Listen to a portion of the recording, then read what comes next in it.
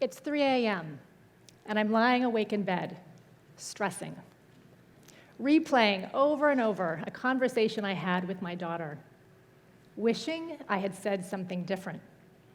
Sound familiar?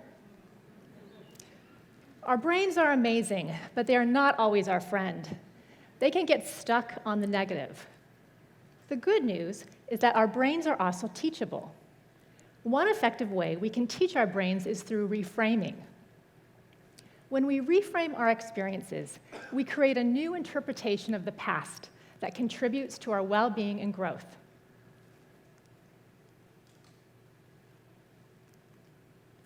I'd like to share with you 3 lessons from neuroscience and psychotherapy which can be brain-altering and life-changing. 1, thoughtfully changing thoughts. 2, constructively edit memories. And 3, deliberately choose forgiveness. I have seen the effectiveness of these lessons in my work as a child psychologist, but they can benefit all of us, whether we are parents or not. Lesson 1, thoughtfully change thoughts. Thoughts are powerful. Did you know they have the ability to change the structure and chemical makeup of our brains? So we need to pay attention to what those thoughts are telling us, especially as they can do more harm than good. We tend to believe our thoughts, even though our brain can lie to us. Our brains tell us things like, I'm a bad parent, or I'm failing at my job. Psychologists call this cognitive distortion. This global, black and white thinking leaves no opportunity for change. But we can learn to better control our thoughts and feelings by reframing them. We can thoughtfully change our thoughts. Let me tell you about 2 of my patients who I'll call Jenny and Jeff. They came to see me about their 8-year-old daughter who was demonstrating behavioral problems. She didn't care about school, and she was getting poor grades. Jenny and Jeff were blaming themselves about their daughter's problems. They worried that their own stressors, including a recent career change, working longer hours, having a second child, and moving to a new home, were negatively affecting their daughter. They were stuck in a negative mental playback loop, and they felt like bad parents, which was an unhelpful frame. In our work together, I encouraged them to reframe. I asked them to practice consciously changing their thoughts by choosing to think about the high points of their day and their successes, whether large or small. By refocusing, they changed their perception and then their behavior. We can all do this. Thoughtfully change our thoughts to focus on the good instead of the bad. Remind ourselves daily of our successes. We can take this intentional step toward healing and growth. Lesson 2, constructively edit memories. We often think our memories are an accurate record of our past experiences. But in fact, our memories are not neutral, objective records of the past. Instead, they are reflections of our personal experiences. They are biased and often distorted. When they are encoded into our memories, they have already been shaped by our feelings and previous experiences at the time. So what we think and feel is inextricably linked to what we remember. To make matters more complicated, memories change. They change every time we think back on them.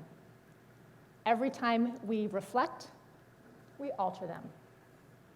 And while this can be disconcerting, it also offers hope for how we can constructively edit our memories to create a more beneficial story for ourselves.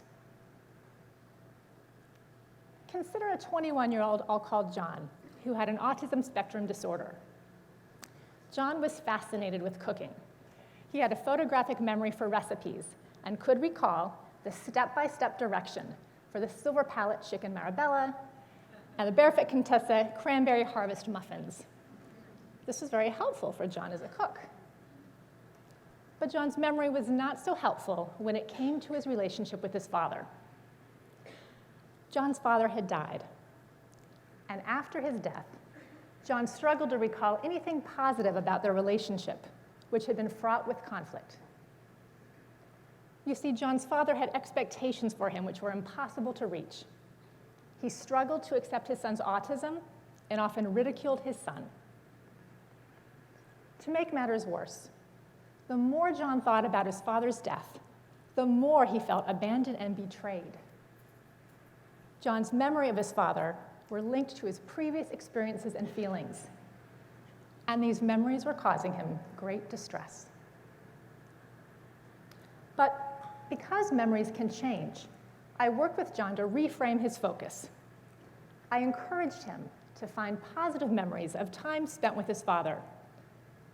John recalled walks on the beach with his father, the hearty sound of his father's laugh, and learning to cook with his father. The more John thought about these positive memories, the more he could think fondly about his father and his early experiences. Integrating these positive memories with the negative ones helped John have less pain and anger when he thought about his father. Consider how all of us could constructively edit our memories to create a more supportive mental scrapbook.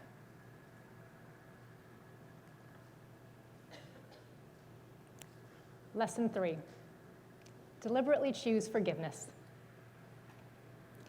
Forgiveness is another powerful way we can take control of our brains. When someone hurts us, we feel pain and stress. Our brains react in a fight, flight, or freeze response. Our sympathetic nervous systems are activated. Think sweaty palms, fast heart rate, tense muscles. There is a cascade of stress chemicals. Neurochemicals like adrenaline, cortisol, and norepinephrine surge in our brains and negatively impact our creativity, problem solving, and flexibility that could otherwise help us. But the real problem is that we then hold on to that hurt and harbor a grudge. And every time we feel hurt and anger, we release those stress chemicals again. And when we feel stressed for longer periods of time, cortisol can actually cause parts of our brain to atrophy, particularly in our memory centers. Reflecting on our pain makes those negative neural pathways stronger and the emotional centers of our brain more sensitive, making us more vulnerable to more hurt. While the stress response helps protect us from real short-term threats, it's counterproductive for processing our own emotional baggage. I think of the experiences of Susan, who, after the divorce of her parents when she was a young child, was left to take care of her siblings. Susan felt angry and bitter about feeling abandoned by her parents and having to become so responsible at such an early age. These feelings intensified when, while managing her own career and parenting her teenagers, she needed to start caring for her mother, who suffered from Alzheimer's. "I want to reclaim my own life," she shared with me tearfully. "I lost my childhood, and now I'm losing my adulthood." To feel more in control of her life, Susan, like many of us, needed to deliberately choose forgiveness. This process for her meant working to accept her early losses and the burdensome expectations put on her as a child. She came to understand that in not being parented, she had to parent herself. And she also came to realize that these difficult experiences developed her significant strength. Working through these feelings allowed Susan to imagine her mother's experience in an unhappy marriage and her feelings of powerlessness in the face of a neurologically degenerative disorder. Doing this work helps Susan shift from anger to compassion and understanding. And as it is with all of us, forgiveness takes time. It does not happen all at once. We have to be patient with ourselves. to take steps towards forgiveness, we must, like Susan, acknowledge the pain of our experiences, feel the intensity of those emotions, and understand them. Doing this lessens their intensity and allows us the choice for how to respond in the next moment.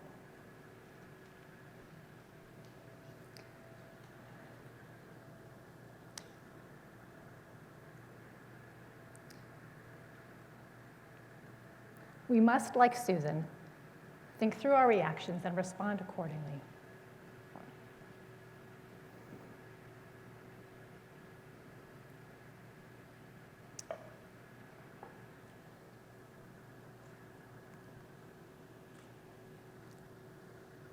Thoughtfully choose thoughts.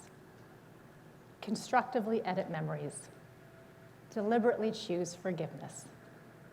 These take work, which is hard when we feel like we're already juggling enough. It can feel like we're stuck in our routines and patterns of mind, especially as growth brings discomfort. But shifting towards the positive allows us to increase our growth and overall emotional well-being and makes us more resilient.